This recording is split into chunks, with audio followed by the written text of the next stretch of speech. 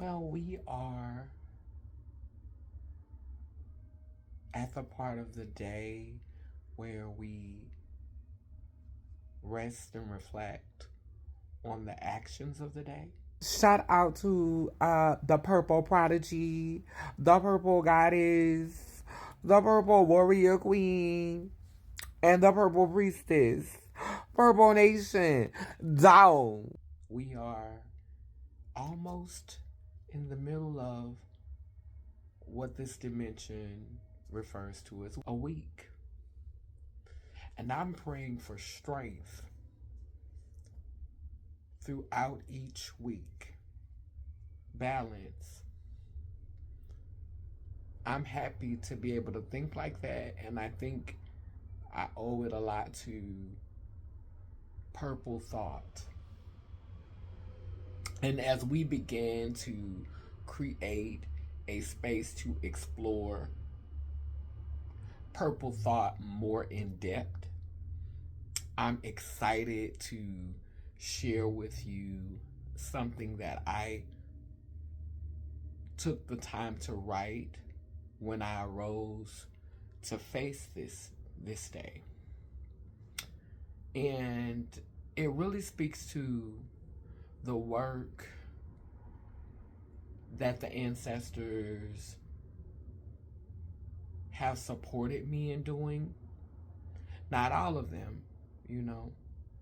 The truth of the matter is everybody's not rooting for you. And that's just reality. What would it even be like to have everyone unanimously in favor? Like, the question is, are they doing it out of their free will? Are they doing it because that is what they want?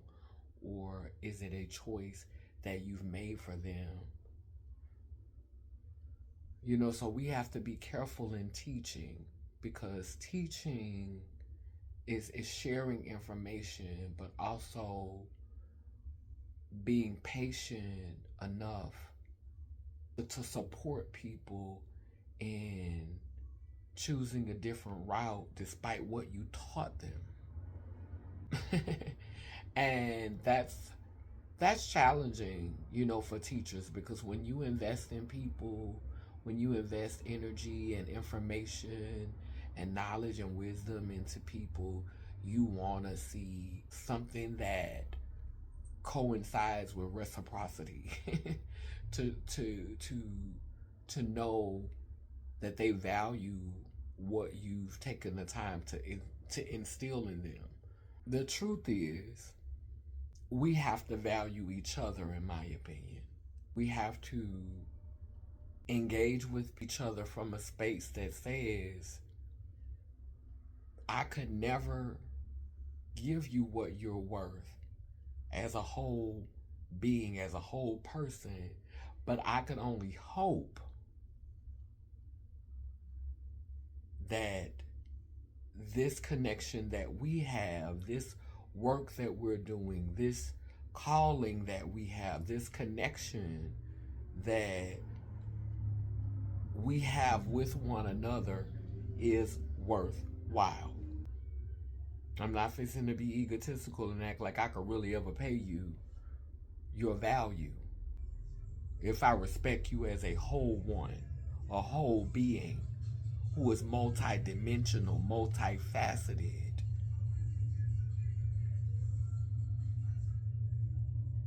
capable of walking between realms and dimensions of consciousness and thought, having that type of balance, I could never give you what you're worth. So I could only hope that our connection is worthwhile. Amen, a woman.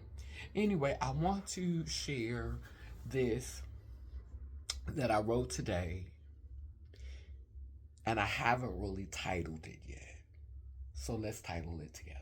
I'm titling the video, but not the name of this piece. So what would y'all title the short story that I'm about to share? Give me your thoughts in the comments. White supremacy in a melanin-rich world should always be deeply dissected.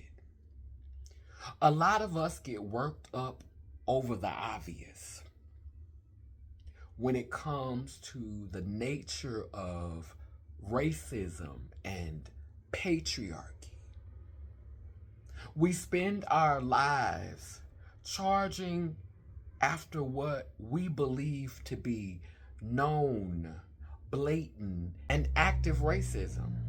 A great number of us often focus more on racism than sexism, because focusing on racism entirely keeps up the appearance that the poison exists outside rather than within us.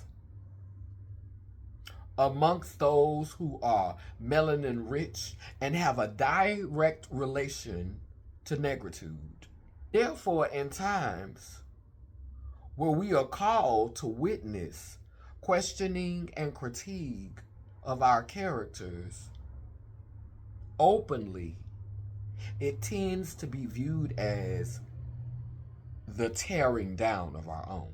Unfortunately, the support of that logic is what has ultimately worked to the benefit of our people, much like a person who's contracted a life-threatening disease and never seeking medical attention, nor attempting to change or to minimize the actions that led to that internal invasion of their body.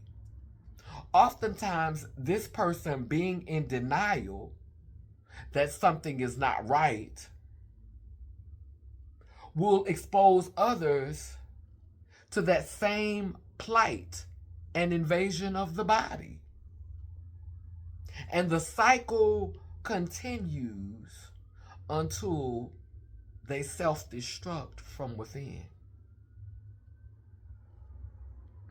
With that understanding, let's revisit wholeness, the work that I've been called to do as a spiritual practitioner of LelimLelur. This work does not center racist, but instead the very beings that are often used to prop it up. We center the collective healing of the original beings, those who through neglect and half-truths have become the self-hating instruments of destruction amongst melanin-rich people. They act as Trojan horses, appearing to be the gift, those lifted, those chosen within our communities. But so many times they are distractions, infiltrators, lying and waiting to launch an attack while we are vulnerable.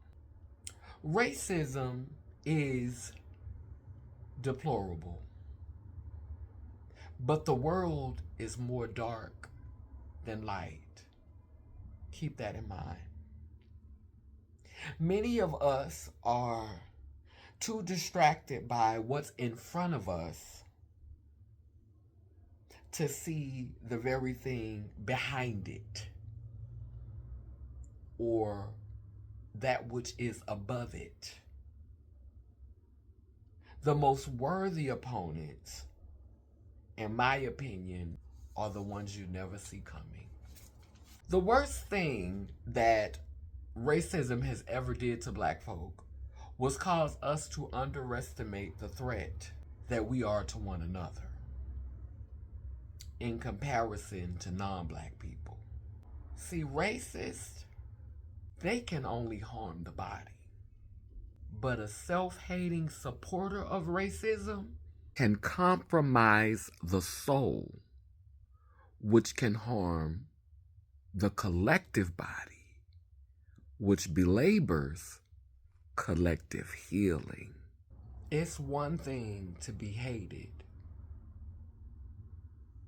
It's another thing to hate. that which is obviously yourself. We must not only do the work of seeking to know thyself, but knowing who we are building with in community, knowing for certain that the majority of their soul's energy is focused towards not only their liberation, but our liberation, and not just further spiritual incarceration. Let's do that math. Each day we strive to see ourselves in the spaces in which it is hardest to see ourselves.